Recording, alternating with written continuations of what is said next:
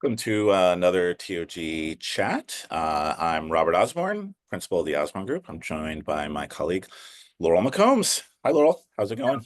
Good. How are you?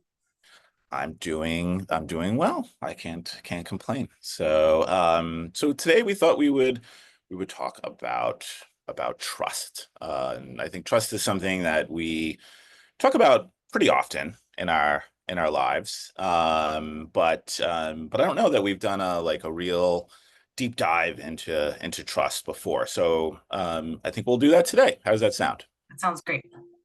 All right.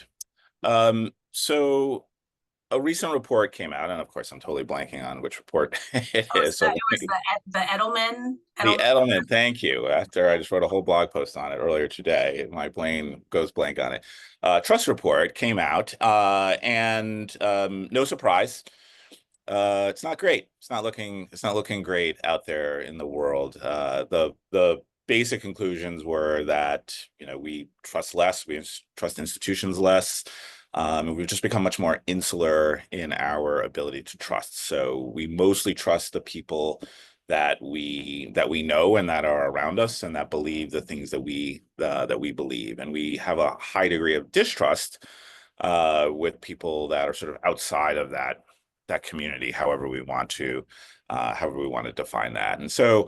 And not only that, and again, I don't think this is news to anybody who follows the news and follows politics or sort of a citizen of the world, but we don't really share our reality anymore either. Like, different people are in different ecosystems and believe different things and just have different facts. So it was a pretty unhappy report, although it did offer some solutions. And I think the big solution that they offered was having trust brokers. So really finding people or institutions that can surface like shared needs, shared desires, shared goals, and not really try to persuade people so much as to figure out like what do we have in common, and really dig into that work. So I thought that was pretty interesting, and I think thinking of ourselves as not-for-profit leaders and thinking about ourselves as fundraisers, maybe as trust brokers ourselves, maybe how we employ trust brokers. I don't know. What was your big takeaway from the report? Yeah, we've been paying attention to the Edelman Trust Barometer for a long time, and we talk about, like you said, we talk about trust a lot, and I feel like I often refer to the trust barometer when I talk about trust. And one of the things that was really shocking to me, I feel like often when I present and I talk about trust, I always say that I think we in the nonprofit sector don't always think that trust is a big deal for us, right? Because we're the good guys, right? Like we're the good ones. Of course people trust us. And I think what over time the trust barometer has told us is that, yeah, people trust us more than they trust the government or corporations. But that doesn't feel like super stiff competition. And trust has been waning. And I think the thing that caught my eye most in this last report, and I don't know if I just didn't notice this in other recent reports, but we actually in the nonprofit sector have fallen behind the corporate sector in terms of our level of trust. And so I was a little shocked with that. I was like, wait a minute, I've been saying we're ahead of the corporate sector. Looks like maybe that's not true. And then I think there was one piece of data in particular that kind of put both trust and competence on a XY axis. And nonprofits did okay in the trust part of that, but they did terrible in the perceived competence part of that. And I've said this a lot as well over the years, that as much as it pains me to say it, people don't always think we're that competent in the nonprofit sector. There's some assumptions about, our level of competence to, do business, right? And I think, that goes hand in hand with this trust piece. And I think we can't take it for granted that people trust us or believe we're competent, which is terrible to say, but is kind of the reality. Yeah, I mean, it is disheartening, but I think it's a reality, like you said, that we have to kind of deal with. And so, whatever we can do to really demonstrate that we are competent, and we certainly are. I mean, some of the smartest people, most accomplished people I know are in the not-for-profit industry. But that is not, as you pointed out, the perception. And so we do have to show that competence. And I think one, yeah, people think we take it for granted that people think we're competent, and they probably don't. And even if they're willing to think of us as competent, that's not the same as demonstrating competence, right? Like there's a much different, like, if I really trust you and know you, that's one thing. Whereas if I just kind of have um, a benevolent feeling towards you, that I feel like you're trustworthy, or, that I'm assuming you're competent, but I don't really know that. Those are slightly different things. And one is going to cause me as a donor or a volunteer to kind of hold back, right? I have goodwill, and I'm willing to see what you do, and how you perform, but I'm not walking in the door believing that you're going to, that you can raise that money, or you can accomplish that vision that you say that you're going to accomplish, or that you're running the organization as well as I would like you to run it. And so we have to really demonstrate that to folks. And I think on the sort of running the organization side, like the management side, I think we often understand that we need to have, people on our board that are serving as ambassadors, and letting people know that this is a well-run organization, and bringing in whatever leaders help you do that. I think people, whether you have a strategic plan or not, I think people understand that, like, it would be good to have a strategic plan, and that's helpful in demonstrating competence. But one area I think we don't demonstrate competence is around fundraising. Like, we don't share our fundraising plans. We don't let people know that there is a fundraising plan. There often isn't a fundraising plan other than the one that exists within our head. And so, at its most fundamental level, a lot of times when donors are thinking about, am I going to give money to this organization, they're kind of asking themselves explicitly or implicitly, is this money doing anything? And not just impact, but is the totality of money going to add up to anything? And I have no reassurance that these folks are going to raise enough money to do the things that they say they're going to do. And therefore, either I'm not going to give money, or I'm going to give less money, because it doesn't feel like it's money well spent, right? Because I don't know what it's actually going to do. And so I don't think we, as fundraisers, talk about that enough and share our plans with people, and let them know, like, we've thought about this. This is how we're going to accomplish our vision. This is how we're going to resource it. Yeah, absolutely. It's such a great point. And, all of this, data correlates with other studies and research and things that we learn every day. And I think one of the areas that trust is really lacking is in younger generations, right? And there's not the same kind of uh just implicit trust for the nonprofit sector, and kind of the work of doing good, and that I think there were with other generations. And I think that goes hand in hand with a lot of the research that we see around the fact that Gen Z and younger millennials, it's really important them to be involved with the organizations that they give to, right? They're not just sitting at home and responding, although we have heard that Gen Z actually likes direct mail. I think they just like it. I think it's like fun to get mail. I kind of feel like that way too. But they want to be part of it. They want to be in it. And I think that engagement piece goes hand in hand with the trust piece. Because if I'm there, if I'm meeting staff, and I'm showing up, and I'm not even saying that it has to be direct programmatic volunteerism. Even if I'm just coming to the office and helping to stuff mailers, or whatever it is, I'm still getting, to your point, you are no longer a nameless, faceless nonprofit institution. You are a group of folks that I know, right? And that completely changes my perspective and my perception of how much I trust you, how the work is being done, whether or not my money will go to something that's worthwhile and impactful. And so really thinking about not just trust as a how do we put together a better annual report that shows our financial numbers from last year better, right? Like that is part of it. Like we do have to, have good communications, but also how are we integrating both engagement? We talk a lot about trust, impact, and engagement, those three things, right? And those three things are really interconnected. We have to demonstrate impact. We have to engage folks because that's such a core part of building real trust. Yeah, and I think the engagement piece is, to your point, really, really critical because even when I think about organizations that I'm engaged with, even when I know their flaws and understand what the problems are, I approach them very differently, right? Like, so if I don't know an organization and I'm not engaged with them, it doesn't take much for me to lose trust in them, right? Like they're a little late on that thank you note. They spell my name wrong. They, whatever it might be.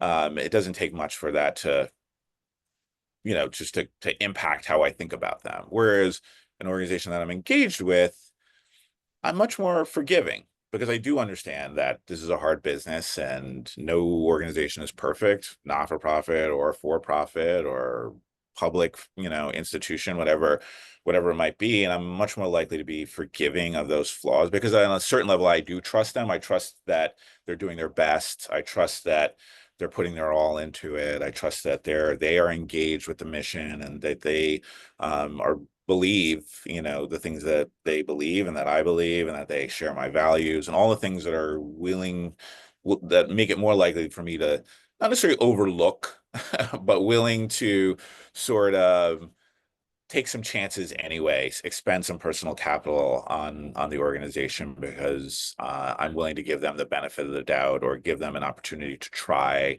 or even if that's a fail, try and fail, whatever it might be. So I think the engagement goes a long way in just having strong relationships with people, and that's really what the trust is about, right? It's not just about are you perfectly competent, but it is, do I feel like you're trying, believe what I believe, doing your best, have operating in good faith, have, goodwill, even as an organization, we're learning and growing and experimenting and trying different things. Mhm. Are we values aligned, right? All of those things. Well, as you were talking, it made me think of, I've had the same best friend for 42 years. And, I joke that, Helena knows exactly who I am and she chooses to be my best friend anyway.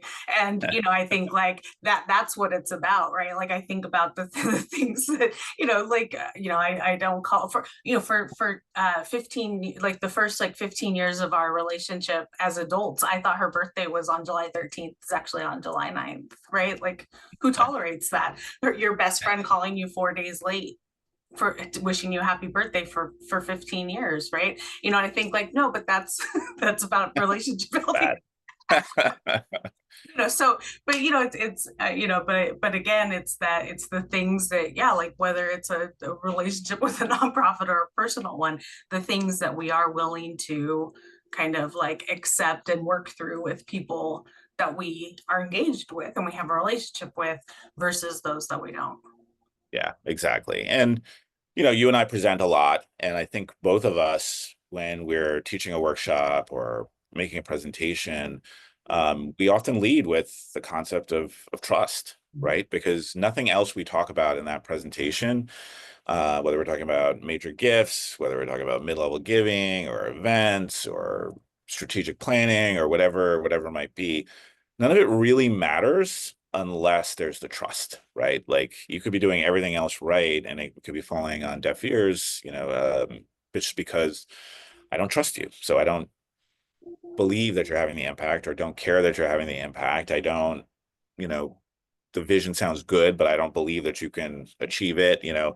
Everything, it's pretty fundamental. And if it's there, you can really do a lot, right? But if it's not there, it gets very challenging to do it. And so, I think part of understanding like what is the level of trust that exists Some of it's your own instincts about things, but I think it's also an area that you can measure. It's also something that you could look at. So one, I think you can just do it directly and just do a donor satisfaction survey and ask people to what extent they trust your organization. And to me, that's the simplest way to do it. Everything else is kind of getting at it in a different way, looking at retention rates or to what extent are people upgrading, or are you, you know, when you talk to folks, what are the questions that they're asking, and how are they relating with the organization? And, when you ask them if they, believe you can achieve your vision, and all these other sort of secondary indicators of how you're doing well with your fundraising, I think are not as effective as just having a survey or an interview and just asking people, how good a job are we doing in this? How would you rate us on a scale of 1 to 5 in terms of trustworthiness, trust, and to what extent on 1 to 5 do you trust us?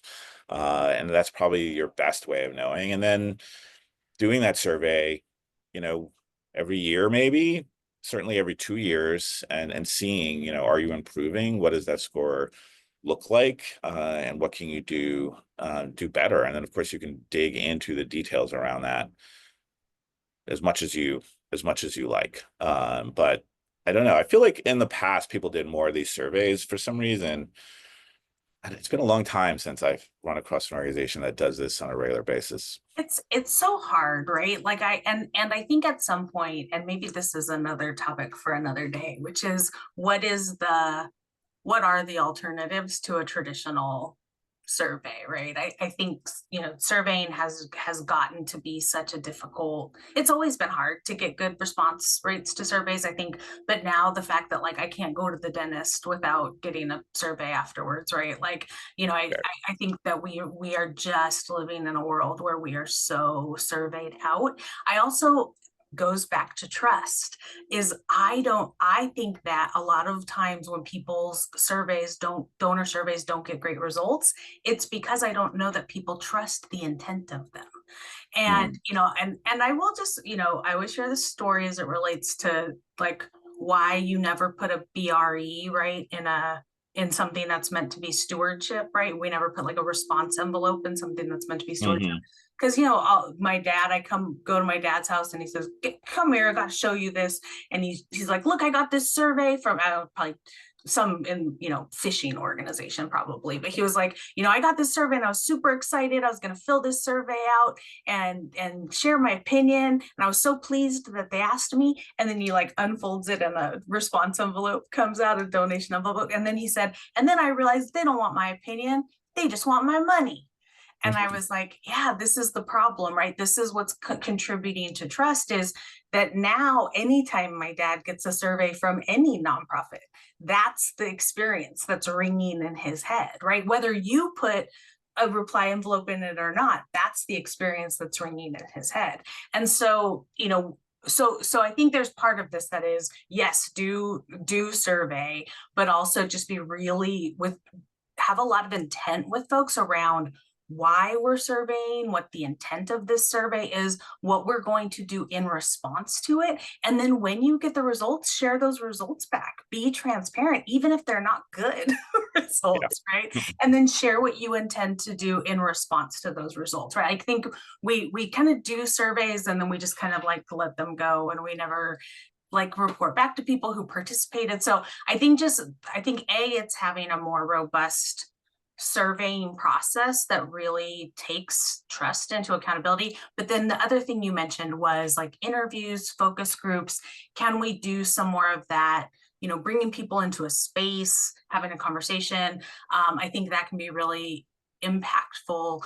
And then the other piece that I would ask is, I'm as much as I am so interested in how much our current donor base trusts us, I am actually more concerned about the folks who are not in our current donor base and how much they trust us. And I'm wondering and I'm throwing this question out another, like, how do we figure that out? Like, because those are the folks that potentially that's the real barrier, right? Because they haven't given to us, and perhaps trust is a reason. Yeah, it's an interesting idea, and I think it's an idea that doesn't happen maybe as much as it should for, I think, for a variety of different reasons. I think a lot of big organizations with big brands will kind of like do a brand survey and kind of understand, like, is this brand trusted? If you're like $200 million a year not for profit with a national presence, and you're maybe not a household name, but many people have heard from you. I think folks will occasionally do brand surveys and get a sense of that, but I don't know that they do trust surveys as much. I think, and again, this may be a topic for another day also, but we're off to the races, Laurel, as usual. But like doing community surveys and assessments, I think this has come up with clients recently that are serving particular communities and want to understand, are they delivering the services that community needs? Are they supporting the community in the best way that they could? And certainly as part of that, understanding to what level there's trust, I think would be helpful, I would imagine, for people to know. And I think that kind of just information, that kind of assessment of sort of understanding where you are in the space, whatever space that you may be in, is something that is maybe underappreciated by organizations as we kind of keep our head down and really focus on what it is that we're doing, and aren't always as cognizant of sort of where do we fit in the ecosystem, where can we best provide services, and right, what is our reputation, how do people think of us? So it happens. I think we get hired occasionally to do that kind of work, but I would say it doesn't happen maybe as much as it could or should. Well, I'm even thinking about, I think a lot of times, even for small community-based nonprofits or mid-sized organizations, I think a lot of times it's like, oh, well, we want to increase our number of Gen Z donors, or we want to increase our uh, millennial, like it's generational, or maybe it's industry based, like, oh, there's a big industry in our community and we don't really have a lot of donors from that industry, or whatever it might be. And I think there's a tendency to look really broad brush, right? Like, oh, well, like the things I said earlier about, well, like Gen Z wants to be engaged and Gen Z loves direct mail, and right, like these kind of really broad brush like research statistics. But especially if you're like a smaller or mid-sized nonprofit, narrow it down, right? Like perhaps there's like a particular set of folks in your community that you're like, they seem like they would be really well aligned with our organization from a values and a mission perspective, and we don't be seeming to be making headway. Like, could you do like some small group, like invite people and come have some pizza and we just want to chat with you kind of conversations, and just talk about like what are the barriers? And you might find that trust is a barrier. You might find any other number of things that are a barrier too. But I think there are ways to do this that you don't have to be a $200 million organization and do a brand survey. I think you could just have really intentional community conversations, to your point, whether it's people from communities that you serve or whether it's people from communities that you would like to be more engaged as supporters. Yeah, I think that's absolutely true. So, and some, yeah, some things that to consider and some things to maybe go out there and do. But I think, to both of our points, I think understanding how important trust really is in terms of the rest of your fundraising. Hopefully this conversation has put it on your radar if it hasn't been on your radar already.